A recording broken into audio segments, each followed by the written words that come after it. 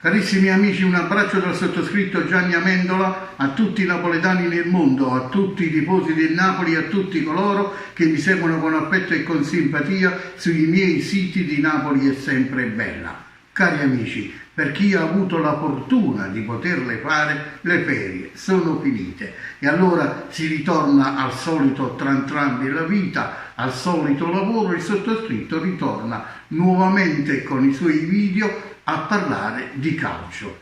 In questo periodo di festività estive sono stato ugualmente presente sui miei siti, per chi mi segue lo sa, con tante mie poesie, con i miei buongiorno e buonanotte, con i miei video di aforismi napoletane, barzellette e compagnia bella. Ma adesso riprendiamo a parlare di calcio, perché tra qualche giorno ricomincia il campionato di calcio italiano di questo 2021-2022 e naturalmente noi tifosi del Napoli, come tutti i tifosi delle squadre italiane, ci prepariamo nuovamente a questa avventura calcistica.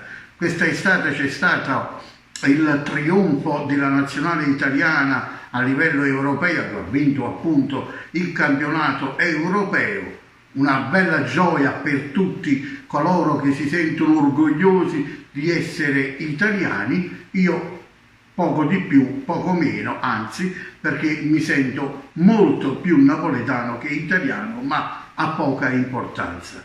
Il Napoli come si presenta a questo nuovo campionato?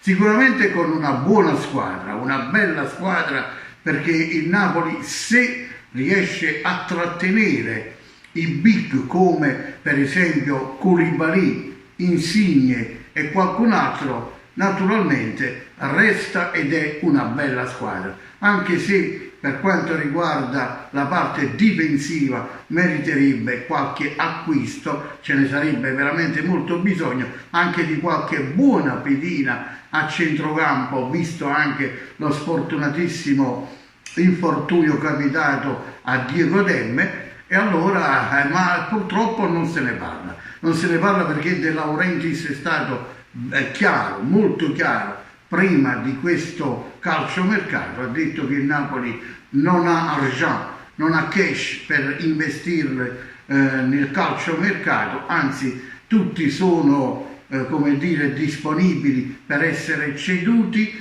nessuno è indispensabile alla squadra come lo è il denaro in questo momento. Ha deciso di abbassare tutti gli ingaggi, quindi De Laurentiis punta al risparmio, punta a risparmiare e quindi zero acquisti. Vabbè, c'è stato proprio in queste ultime ore confermato l'acquisto di Jesus, però malgrado il bellissimo nome credo che sarà poco, a mio pensiero, sarà poco, come dire, importante per questa squadra, visto e considerato che da tanto tempo Jesus non gioca ed è fermo. Comunque aspettiamo, perché non è detta ancora l'ultima parola. Certo che il Napoli si presenta a questo nuovo campionato un po' rimareggiato per la parte difensiva e naturalmente con tanti punti interrogativi, anche se il campionato tra qualche giorno inizierà. Staremo a vedere cosa accadrà nello stretch finale. Intanto un abbraccio a tutti quanti voi, cominciate a seguirmi regolarmente se vi fa piacere, perché da oggi iniziamo ufficialmente a parlare di calcio e naturalmente del Napoli.